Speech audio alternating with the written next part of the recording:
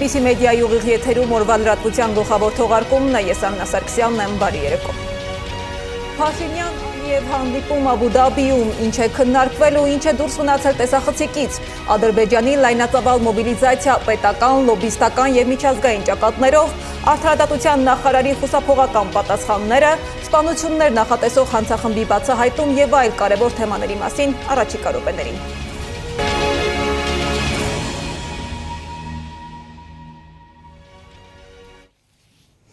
Այս պահին Աբու Դաբիում Փաշինյանը, Աննա Հակոբյանը, Ալիևն ու նրա դուստրը մասնակցում են Զայեդ մրցանակաբաշխությանը։ Փաշինյանն ու Ալիևը քիչ առաջ ստացան մրցանակը եւ շնորհակալություն հայտնեցին միմյանց։ Ինչ մրցանակ է սա եւ ինչ տեղի ունեցավ միջոցառման ընթացքում, մանրամասները կներկայացնենք մեր հաջորդ թողարկմանը։ Մինչ այդ այսօր քաղաքական օրակարգի ամենաուշագրավ կադրը դարձյալ Աբու Դաբիից էր։ Նույն սեղանի շուրջ Նիկոլ Փաշինյանն ու Իլհամ Ալիևը։ Պաշտոնական հաղորդագրությունները լի են խաղաղություն, կայունություն ու գործակցություն տերմիններով։ Բայց ամենահետաքրքիրն այն է, թե ինչ օրակարգով են առաջնորդները կրկին հանդիպել եւ ինչ է թաքնված ձևակերպումների տակ։ Ինչ է մնացել կադրից դուրս, Սեդա Մակարյանն է պատմում։ Փաշինյանն ու Ալիևը կիսում են Զայեդ մարդկային եղբայրության մրցանակը։ Այս մրցանակն անցյալ հակամարտություններից հրաժարվելու ընտրության, խաղաղության հաստատման, մարդկային ճակատագրերի փոփոխության համար են ստանում անհատները, նախաձեռնությունները կամ պետությունները, որ կատեգորիայում են Ալիևն ու Փաշինյանը։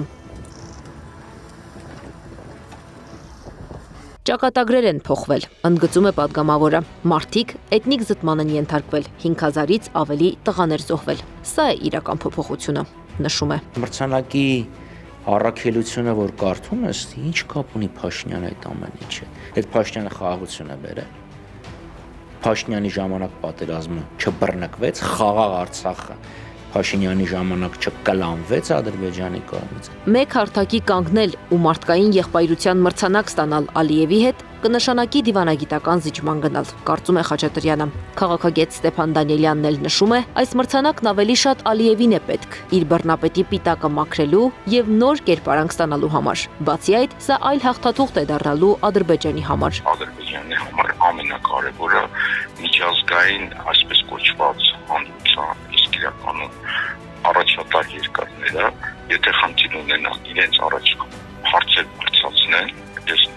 նորից եմ հիշեցնում, ինչպես Թուրքիայի առաջ բարբերաբար բարձրացնում է 15 թվականի ցեղասպանության հարցը։ Ադրբեջանի նախագահը կարող է ցույց տալ այս համաձայնագրերը, ցույց տալ խաղաղության մրցանակները եւ ասել որևէ խնդիր չկա, էջը փակված է։ Այսինքն այս հարցով փորձում են փակել Արցախի հարցի դիվանագիտական ճանապարհը։ Չկա բողոք, կա եղբայրություն, նշում է Արթուր Խաչատրյանը։ Եթե եղբայրներ ես հայտարարում ես, նշանակում է հետագա որևէ բան չես ներկայացնելու։ Արցախահայերի վերադարձի իրավունք, գերիների վերադարձի իրավունք, մովերկինաս ասես զորքերը դուրս անի, կասեն, բայց այդ մեջ խաղաղություն է։ Հենց տենց հարցը բարձրացնես, որ Ադրբեջանի հետ հանկարծ հարաբերությունները փչանան։ Զայեդ մարդկային եղբայրության մրցանակը ստեղծվել է 2019 թվականին Աբու Դաբիում կայացած պատմական հանդիպումից հետո։ Հռոմի Պապ Ֆրանցիսկոսը եւ Ալ-Ազհարի մեծ իմամ Ահմեդ Ալ-Թայեբը համատեղ ստորագրել են մարդկային եղբայրության փաստաթուղթը, որն ուղղված էր համաշխարհային խաղաղության եւ համերաշխության խթանմանը։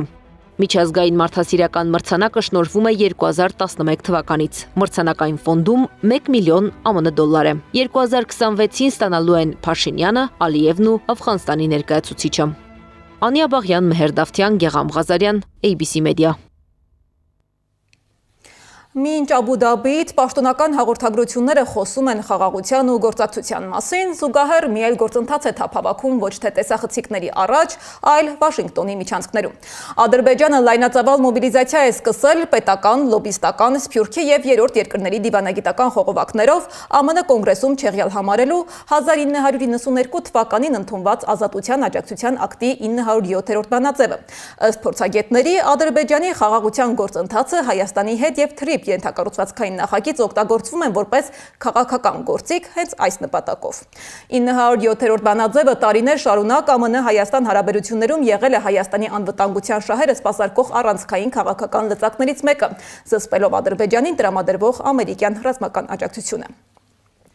Այս ֆոնին հարց է առաջանում։ Այսօր ձևավորվող բանակցային միջավայրը, խաղաղության հռետորաբանությունը եւ տարածաշրջանային ենթակառուցվածքների քննարկումներն ինչպես են անուղղակիորեն նպաստում այդ լծակի թուլացմանը։ 907-րդ բանաձևը չեղյալ համարելու փորձերը չեն սահմանափակվում օրենսդիր ճնշմամբ։ Դրանք ուղեկցվում են նաև տեղեկատվական եւ գաղափարական գրոհով, Սփյուռքի դեմ, Սփյուռքի լոբինգի դեմ, հայկական կազմակերպությունների դեմ։ Վերջին տարիներին տասնյակ հոդվածներ են հրապարակվել տարբեր հարթակներում, որոնց հեղինակները փորձում են համոզել, թե հայկական Սփյուռքը, մասնավորապես Ամերիկայի Հայդատի հանձնախումբը, գործում է իբր Հայաստանի պետական շահերին հակառակ։ Այս հոդվածների մեծ մասը գրվում է վարձկան հեղինակների կողմից, որոնք շռայլորեն ֆինանսավորվում են Ադրբեջանից, եւ դրանք ակտիվորեն շրջանառվում են թուրքական ու իսրայելական հարթակներում։ Թեմային անդրադարձել է Կուրիեր թերթի խմբագիր Հարութ Սասունյանը։ Ինչպես կարող է Ամերիկայի Հայդատի հանձնախումբը չարձագանքել, ականատես լինելով այն ամենին, ինչ տեղի է ունենում Հայաստանում, քանի որ Հայաստանի ներկայիս ղեկավարը վարում է այնպիսի քաղաքականություն, որը չի բխում երկրի շահերից, պետք է արդյոք մենք բոլորս կուրորեն հետևենք եւ գովաբանենք այդ քաղաքականությունը, թե պետք է ամեն ինչ անենք, որպեսզի փրկենք ազգը։ Ակնհայտ է, որ կառավարության քաղաքականությանը հակադրվողները բախվում են ծանր հետևանքների, աշխատանքից զրկվելուց մինչև հանրային պարսավանք ու անհայրենասիրության մեղադրանքներ, իսկ որոշ դեպքերում նաեւ ձերբակալություն ու բանտարկություն, բայց սա այն գինն է, որը պետք է վճարել սխալ քաղաքականությունը շտկելու համար։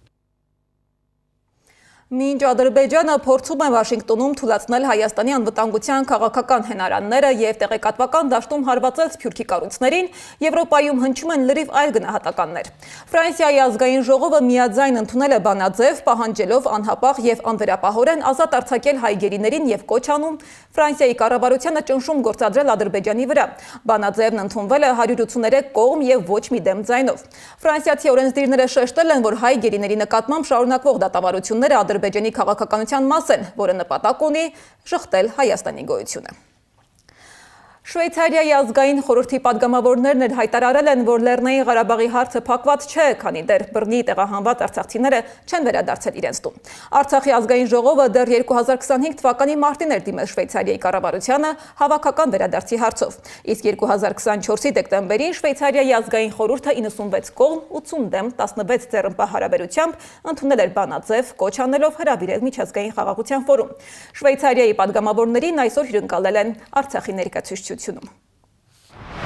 Շվեյցարիայի ազգային խորհրդի անդամները փակված չեն համարում Լեռնային Ղարաբաղի հարցը։ Արցախի ներկայացուցչությունում արցախցիների հավաքական վերադարձի օրակարգը առաջ տանելու եւ իրենց ներդրման համար պարգևատրվեցին Քրիստոնեական համերաշխություն միջազգային իրավապաշտպան կազմակերպության նախագահ Ջոն Այբները, Շվեյցարիայի ազգային խորհրդի падգամավորներ Էրիխ ֆոն Տոբելը, Շտեֆան Մյուլլերը եւ Հայր Պիտեր Ֆուքսը։ Արցախի նախագահի պաշտոնակատար Աշոտ Դանիելյանը հիշեցրեց պատերազմի տեղահանության դրվագներն ու շեշտեց վերադարձն անհրաժեշտությունը։ Շուրջ 150,000 հայեր լքեցին իրենց պատմական հայրենիքը եւ դա ընդհանուր առմամբ Լեմկինի ինստիտուտի եւ ցեղասպանագետների միջազգային կազմակերպության կողմից ընդունվել է որպես էթնիկ զտում եւ ցեղասպանություն։ Դրան կարելի է նշել, որ երկրորդ ցեղասպանությունն է ապրել հայ ժողովուրդը 1915 թվականից հետո։ Արցախի ազգային ժողովը դեռևս 2025 թվականի մարտին էր դիմել Շվեյցարիայի կառավարությանը վերադարձի հարցով։ 2024 թվականի դեկտեմբերին Շվեյցարիայի խորհրդարանի ստորին պալատը ազգային խորհուրդը 96 կողմ 80 դեմ եւ 16 ձեռնպահ ձայների հարաբերակցությամբ ընդունել էր բանաձև, որով երկրի կառավարությանը կոչ էր արել միջազգային խաղաղության ֆորում հրավիրել։ Թե Շվեյցարիայի կառավարությանը, թե միջազգային կառույցներին պետք է հասցնել այն ուղերձը, որ մարդկային իրավունքները չեն սահմանափակվում եւ չեն բնորոշվում տարածքայնությամբ։ Տարածքից անկախ մարդիկ ունեն ինքնորոշման իրավունք, որը պետք է իրացված լինի այն պետություններում, որը իրենք են ստեղծել։ Շվեյցարացի падգամավորները վստահ են, Արցախի հարցը փակված չէ ու չի կարող փակված համարվել, քանի դեռ բռնի տեղահանված հայերի անվտանգ եւ արժանապատիվ վերադարձի հարցը չի լուծվել։ Ուրախ եմ լինել այստեղ արդեն 3-րդ անգամ։ Փորձում եմ օգնել ձեզ ինչով կարող եմ եւ չեմ դադարի դա անել։ Սա կարճ ճանապարհ չի լինելու, բայց միասին ձեր օգնությամբ հուսամ կկարողանանք հասնել մեր նպատակին։ Շվեյցարիայի ազգային խորհրդի падգամավորները նշում են, 2023 թվականի սեպտեմբերին միջազգային հանրությունն ինքն է արձանագրել, որ տեղի է ունեցել լուրջ անարդարություն եւ շարունակելու են պայքարել արդարության վերականգնման համար։ Անահիտ Սարգսյան, Նոնա Գևորգյան, ABC Media։ Ադրբեջանի քարոզչական հարձակմանն ու պաշտոնական Երևանի լռությանը անդրադարձել է Գառնի Մութաֆյանը։ Դիվանագիտական կարևոր պաշտպանիչ պատնեշը դարձել է ադրբեջանական լոբբիի թիրախը։ Պետական ու լոբիստական ռեսուրսը, երրորդ երկրների հետ դիվանագիտական կապերը Բաքուն ներդրել է, որպեսզի վերացնի Միացյալ Նահանգների կոնգրեսի դեռևս 1992 թվականին ընդունված Ազատության աջակցության ակտի 907-րդ բանաձևը։ Իսկ ինչ սահմանափակում է դնում այս բանաձևը Բաքվի վրա։ Այս բանաձևը Միացյալ Նահանգներում հայկական լոբբինգի ձեռքբերումն է, որը հաջողվել է ստանալ երկար աշխատանքի գնով։ Այն էլ այն փուլում, երբ Ադրբեջանն անթաքույց ցուցադրում էր իր նկատումները Արցախի նկատմամբ, իսկ այս բանաձևը պետք է դառնար Բաքվին զսպող գործիքը։ Սակայն 9-11-ի հայտնի տերորիստական գործողությունից հետո Միացյալ Նահանգները փոխեց քաղաքականությունը։ ԱՄՆ-ի վարչակազմերը, տարբեր վարչակազմեր սկսեցին օգտագործել այսպես կոչված waiver-ը, դա իրավական մեխանիզմ է, որը թույլ է տալիս իշխող վարչակազմին խուսափել այդ բանաձևի այդ կետի կիրառումից։ Մեկ անգամ միայն այդ waiver-ը կիրառության մեջ չի դրվել, դա նախագահ Բայդենի վերջին տարիներ եւ կապված էր Լեռնային Ղարաբաղի Արցախի շուրջ ստեղծված իրավիճակով, Ադրբեջանի փորձերը վերջնական հայաթափել Արցախը։ Այս բանաձևի վրա հերթական հարձակումն Ադրբեջանը կազմակերպել էր 2020-ի 44-օրյա պատերազմի ժամանակ։ Բայց հիմա Բաքվի լոբբին այլ մեթոդ է ընտրել։ Գործածում է խաղաղությունը, թրիփը։ Նախկին արտգործնախարարի խոսքով այս բանաձևի վերացումը Բաքվի համար առաջնահերթություն է։ Միայն հունվար ամսին մոտ 2 պատվիրակություն է այցելել Ամերիկայից Ադրբեջան, մեկը կոնգրեսականների մակարդակով, մյուսը կոնգրեսականների, այսպես ասած, ստաֆերների մակարդակով, այսինքն մարդիկ, որոնք ապահովում են կոնգրեսականներին անհրաժեշտ նյութերով եւ այլն, եւ այդ բոլոր հանդիպումների ընթացքում այս հարցը բարձրացվել է։ Ադրբեջանական լոբբիին զսպողը Միացյալ Նահանգների հայ համայնքն է, մասնավորապես հայ դատի հանձնախումբը։ Այս կառույցը գործի է դրել կոնգրեսում իր բոլոր կապերը, ներկայացնելու Ադրբեջանի իրական երեսն ու հնարավոր ռիսկերը։ Գաշկանտումը ամերիկյան օժանդակության թեպի Ադրբեջան, հատկապես ռազմական օժանդակությունը մնա, որքան որ արդարություն չի դիրել Արցախի ցեղասպանական դեղահանման հարցի գծով, որքան որ մեր ռազմակերիները կշարունակեն Ադրբեջանի կառավարության փանդերուն մեջ մնալ, որքան որ Հայաստանի ինքնիշխանությունը եւ սահմաններու անվտանգությունը սպառնալիքի դակ է Ադրբեջանի կառավարության կողմից։ Բաքուն քարոզչական հարձակման համար այս ժամանակահատվածը պատահական չի ընտրել։ Թշնամու քայլերը հաշվարկված են։ Ադրբեջանցիները հաշվարկել են, որ իրենց համար ստեղծվել է մի ունիկալ ժամանակահատված, երբ որ ԱՄՆ օրենսդիրում հանրապետականները ունեն որոշակի առավելություններ, նրանք շատ լավ գիտեն, որ մինչև այս տարվա աշուն այդ առավելությունը պահպանվել է, աշնան նախատեսում են ընտրություններ, որոնք ըստ ամենայնի կխախտեն այդ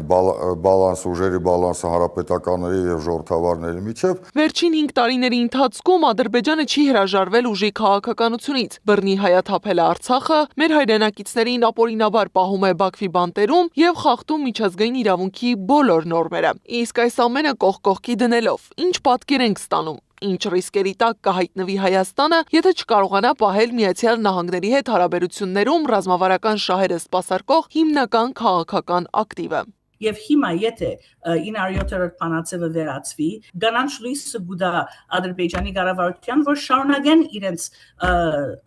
հարձակումները, շարունակեն իրենց Հայաստանի պետության աշխատանքները եւ աստանշանն է, որ պետք է վստահեցնենք, որ կանխենք ամերիկյան կառավարության կողմէ։ Ադոր համար է, որ Ամերիկայի հայտարարի հանձնախումբը կշարունակի այս տեսակի բանաձևերը ներկայացնել կոնգրեսի մեջ։ Ադրբեջանն այս բանաձևը վերացնելով ուզում է փակել Արցախի էջը, ընդ որում երկաթը տակ է ծեծում, օգտվելով Թրամփի միջնորդությամբ նախաստորագրված փաստաթղթի առկայությունից։ Իսկ ինչ է անում պաշտոնական Երևանը։ Լռում է։ Սփյուռքն ու փորձագիտական դաշտն ահազանգ է հնչեցնում։ Մենակ են մնացել լոբիստական ու դիվանագիտական ճակատում, եւ հնարավոր է, որ անվտանգային ոլորտում գրանցենք հերթական նահանջը։ Գարի Մութավյան, Մհեր Դավթյան, Գեգամ Ղազարյան, ABC Media։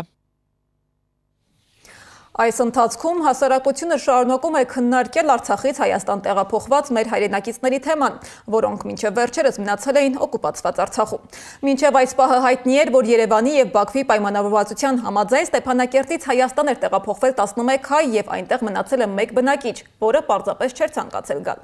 Մեր խմբագրությանը հաջողվել է պարզել, որ Արցախում մնացել է ոչ թե 1, այլ 2 հայ, որոնցից մեկը պարզապես անհետացել է Հակարիի կամուրջն անցնելիս։ Ինչ է հայտնի կամուրջն անցած ու չանցած հայերի մասին Սվետլանա Պետրոսյանն է ներկայացնում։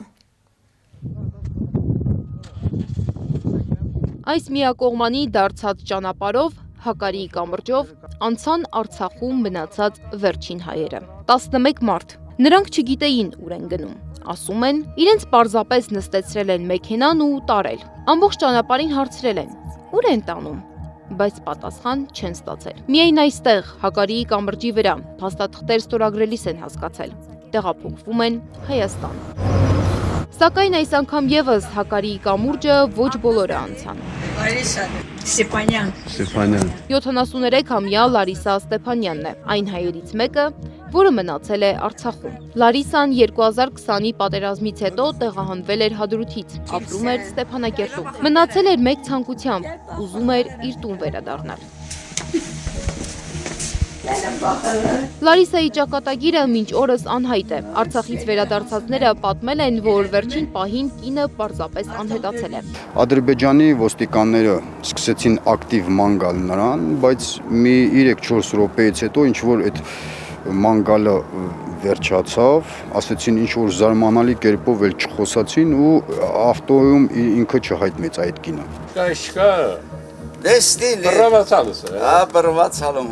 Արցախում է մնացել նաև ադրբեջանական լրատվամիջոցների ուշադրության կենտրոնում հայտնված Միշա Գրիգորյանը, որին հաճախ կարելի էր տեսնել դատարանի դահլիճներում տարբեր ցուցմունքներ տալիս։ Ստեփանակերտցիները նրան ճանաչում էին Գիպսի Միշիկ անունով։ Ի տարբերություն 11 մյուս հայերի, Միշան երբ հասկացել է, որ Հայաստան են տեղափոխում, հրաժարվել է գալ։ Նա աղաչեց ուղակի, ոստիկաններն Ադրբեջանի նույնիսկ շեշտել են, որ գնա, թե չէ մերոնք են քեզ այստեղ սպանելու, ասեց լավա ձերոնք սպանեն, քան թե մերոնք։ Այդքանը լացեց, իրան ջղայնացին, գցին ուրիշ ավտո ու հետ տարան։ Տիգրանին այս պատմությունները պատմել է նրա ընկերը Գագիկը, որը Արցախից տեղափոխված 11 հայերից մեկն է։ Վերջին ամիսները Ստեփանակերտում մնացած մեր հայրենակիցների համար դժոխք են դարձել։ Նրանց փակել են դղյակ հյուրանոցում։ Վերջին ամիսների ընթացքում բավականին խիստ պայմաններում են պահվել, հատկապես գիտեք Կարեն Ավանեսյանի դեպքից հետո եւ գիտեմ, որ բոլորին կենտրոնացրել են մի վայրում են պահում առանց տեղաշարժման հնարավորության կամ առանց տեղաշարժի ազատության, խոսում են նրա մասին, որ սննդի հետ կապված բավականին լուրջ խնդիրներ կային, երբ որ հարազատների հետ ենք խոսում, բոլորն էլ ասում են, որ իրենց հարազատները հյուծված են կամ ոչ այդքան լավ առողջական կամ ֆիզիկական իրավիճակում են գտնվում։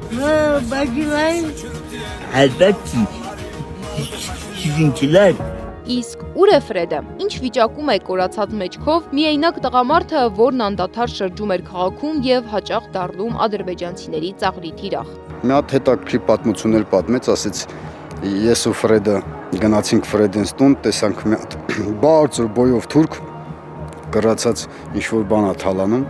ասեց Ֆրեդը գնաց վազելով հետևից կացով տվեց, ֆորած այդ թուրքը ասում ասենց,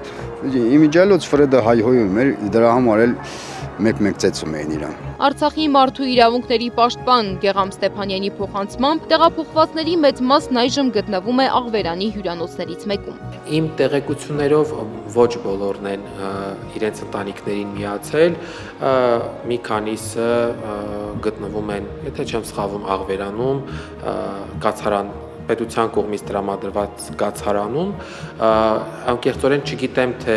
ինչպես է որոշվել, թե ով է գնում կամ ով է մնում։ Ստեփանյանի խոսքով մեր հայրենակիցներից շատերը 3 տարի շարունակ եղել են ադրբեջանական քարոզչության ազդեցության տակ եւ այսօր առանցքային նշանակություն ունի նրանց հասարակության մեջ վերաինտեգրելու խնդիրը։ Հետևաբար այդ անձանց այդ հայտարարությունները պետք չի որևէ ձևով դիտարկել նրանց նկատմամբ որևէ վատ վերաբերմունք ձևավորելու համար, սա իմ կարծիքն է եւ ես հորդորում եմ մարդկանց, որ գիտակցումով մոտենան եւ գիտեմ նաեւ, որ երբեմն ընտանիքներն են կաշկանդվում նրանց արած հայտարարությունների կամ նրանց արած հարցազրույցների դրանցում հնչած մտքերի համար, պետք չէ դրանցից կաշկանդվել, բոլորը շատ լավ հասկանում ենք, թե ինչ պայմաններում են դրանք եղել։ Սոցիալ նախարարությունից էլ մեծ զրույցում ասացին, որ Արցախից Հայաստան տեղափոխված մեր հայրենակիցների խնդիրներով զբաղվում են համակարգված։ Վերջերս տեղափոխվածները գտնվում են պետական հոգացության ներքո եւ ըստ ցանկության կապ են հաստատում կամ կարող են հաստատել իրենց հարազատների հետ։ Սվետլանա Պետրոսյան, Սամվել Իսրայելյան, ABC Media։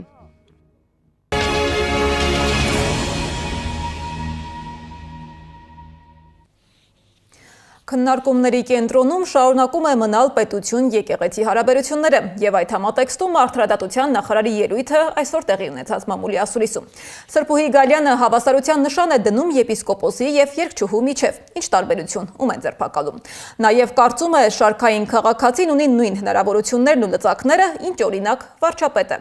Իսկ նույն վարչապետը կամ շարքային քաղաքացին ունեն արդյոք իրավունք միջամտելու եկեղեցու ներքին գործերին։ Ըստ սահմանադրության ոչ, ըստ նախարարի չհնչեց պատասխան։ Ինչ հայտարարություններ հնչեցին, ինչ հարցեր մնացին անպատասխան, ռեպորտաժում։ Հեռախոսում ինչ-որ բան թերթելով, գրելով, երբեմն էլ արհամարական հայացքներ նետելով։ Այսպես անցկացրեց արդարադատության նախարար Սրբուհի Գալյանն իր ամփոփիչ ասուլիսը։ Անհարմար ու ոչ հաճո հարցերն էլ շրջանցեց հնարավորության չափով։ 33-ամյա նախարարուհին այնուամենայնիվ հաստատեց, վարչապետը եկեղեցու ներքին կյանքին միջամտելու լիազորություն չունի, որպես շարքային քաղաքացի է մտահոգ։ Տարբերություն կա, քաղաքացին կասի, թե օրինակ նախարարը կամ վարչապետը։ Իհարկե կա, վարչապետը։ Ինչու վարչապետը ձեր կարծիքով զրկված է քաղաքացու իրավունքներից։ Նախարարը լրագրողներից փորձեց ճշտել, իսկ ինչ տարբերություն եկեղեցու կյանքին վարչապետն է միջամտում, թե սովորական քաղաքացին։ Փաստաբան Սերգեյ Հարությունյանը նախարարին հիշեցնում է, Հայաստանի Սահմանադրության 6-րդ հոդվածը հստակ սահմանում է, որ պաշտոնատար անձը կարող է անել միայն այն, ինչի համար լիազորված է օրենքով, ապա ավելացնում.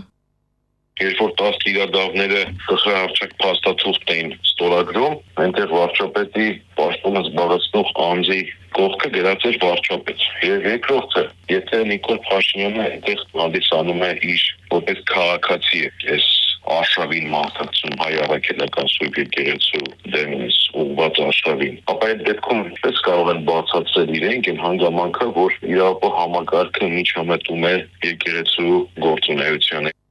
Փաստաբանի խոսքով սովորական քաղաքացին առնվազն լծակ չունի քրեական հետապնդումներ սկսելու հոգևորականների դեմ ի տարբերություն Նիկոլ Փաշինյանի։ Նա հիշեցնում է, ինչպես է սովորական քաղաքացի Փաշինյանը, ով համատեղությամբ նաև Հայաստանի վարչապետն է իրավական համակարգը գործածում եկեղեցու դեմ ճնշումներ բանեցնելու համար։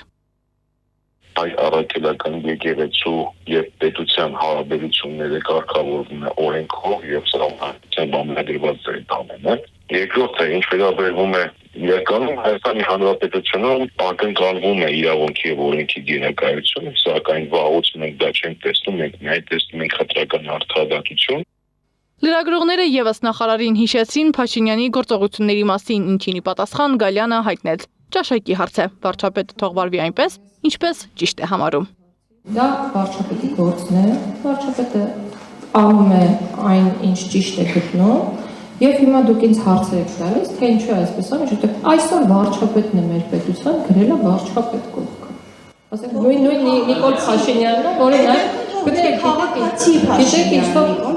Թող գրեր քաղաքացի կողմը, թող գրեր քաղաքացի Փաշինյան։ Այո, բայց ով ասում, դուք ուզում եք ես ասեմ, որ երբ որ մարդը պաշտոնատար անձ է, մարդ չի։ Եպիսկոպոսների ու երգչուհիների համեմատությունը նրանց նույն հարթության վրա դնելը փաստաբանը մանիպուլյացիա որակեց, ընդ որում չստացված։ Սահմանադրության մասին Գալյանը նաև Հայաստանի Հանրապետության մայրօրենքում սպասվող փոփոխությունների եւ դրա նոր տեքստի մասին խոսեց։ Սահմանադրության 18-րդ կետի հետ խնդիր ունի նախարարը։ Ըստ Գալյանի հայ առաքելական եկեղեցին իր առաքելության բացառիկ համարելն ու սահմանադրությամբ դրա ամրագրելը անարդար է Հայաստանում գործող մնացած կրոնական կառույցների նկատմամբ։ Եթե հայ առաքելական սուրբ եկեղեցին համարվում է իրենց աչքերում այնպիսի եկեղեցի, ինչպեսին, այսինքն չակերտավոր եկեղեցիներ, ինչպիսիք են կյանքի խոսք աղանդը,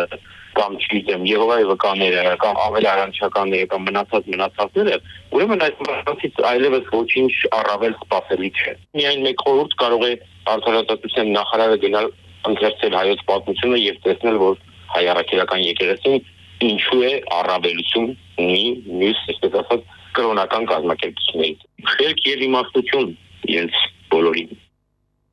Նոր սահմանադրության տեքստը պատրաստ կլինի մարտին, արդարադատության նախարարը հայտնում է, կառավարման համակարգը չի փոխվի, այլ փոփոխություններ կլինեն։ Կկատարվի արդյոք Ադրբեջանի անկախության հռչակագիրը սահմանադրությունից հանելու պահանջը հստակ չէ։ Գալյանի խոսքով Հայաստանի անկախության հռչակագրի մասին այլ պետության պահանջն իրենց իշխանությանը չի հետաքրքրում, բայց խաղաղությունն են կարևորում։ Սդամ Ակարյան, Էդիկ Մալաքյան, Նոնա Գևորգյան, ABC Media։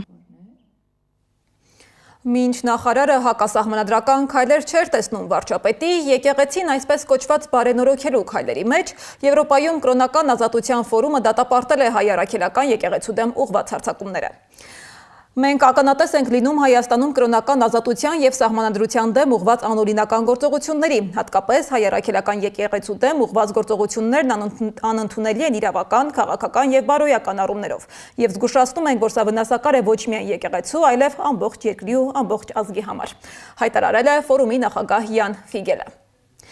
Զուգահեռ վերաքնիչ քրեական դատարանում ընթանում է Միքայել arczepiskopos Աջապահյանի գործով դատական նիստը։ Սրբազանը դատարանում է եկել է հիվանդանոցից։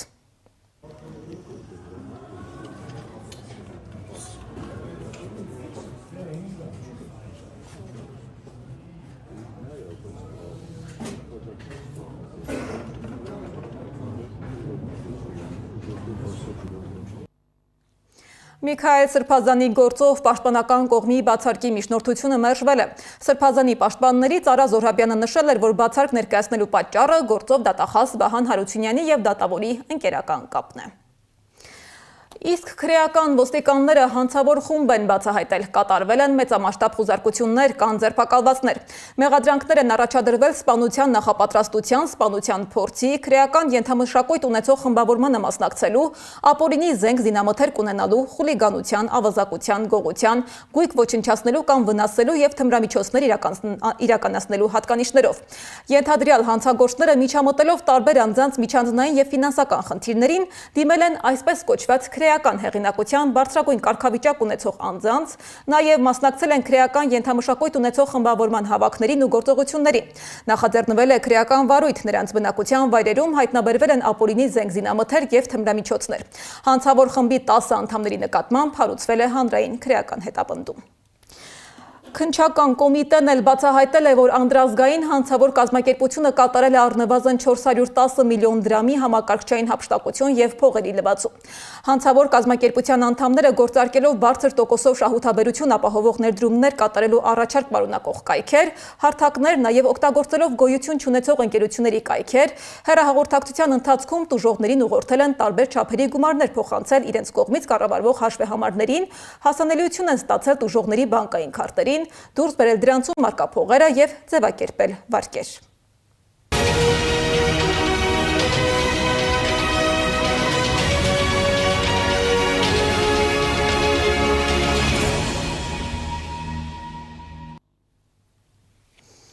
Միացյալ Նահանգները իրանական անօդաչու է ոչնչացրել Արաբական ծովում, որը մոտեցել էր Աբրահամ Լինքոլն ավիակիրին։ Սպիտակ տունը նշել է, որ չնայած միջադեպին, Միացյալ Նահանգների և Իրանի միջև բանակցությունները նախատեսված են այս շաբաթվա վերջին։ Իրանի արտգործնախարարության մամուլի քարտուղար Էսմայիլ Բաղայինն էլ հայտարարել է, որ Իրանի և Միացյալ Նահանգների միջև առաջիկա բանակցության պլանավորումը ավարտվել է, իսկ տեղի վերաբերյալ խորհրդակցությունները շարունակվում են։ Ամերիկացի գործարար Իլոն Մասկը դարձել է պատմության մեջ առաջին մարդը, որի կարողությունը գերազանցել է $800 միլիարդ։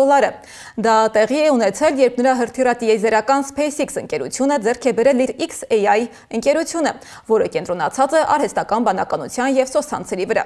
Forbes-ի գնահատականներով գործարքը, որը ստեղծել է $1.25 տրիլիոն արժողությամբ միավորված ընկերություն, Մասկի կարողությունն անմիջապես ավելացրել է $84 միլիարդ, հասցնելով ռեկորդային $852 միլիարդ։ Դեկտեմբերին ամսագիրը հայտնել էր, որ Մասկը դարձել է առաջին մարդը, որի կարողությունը գերազանցել է $700 միլիարդ։ Այս ժամի համար առանձնացրել էինք այսքանը, շարունակեք հետևել մեր հրապարակումներին, բայց չթողնելու համար ամենակարևոր 800 լուրերը։ ABC լուրերի հաջորդ թողարկումը ժամը 21-ին է։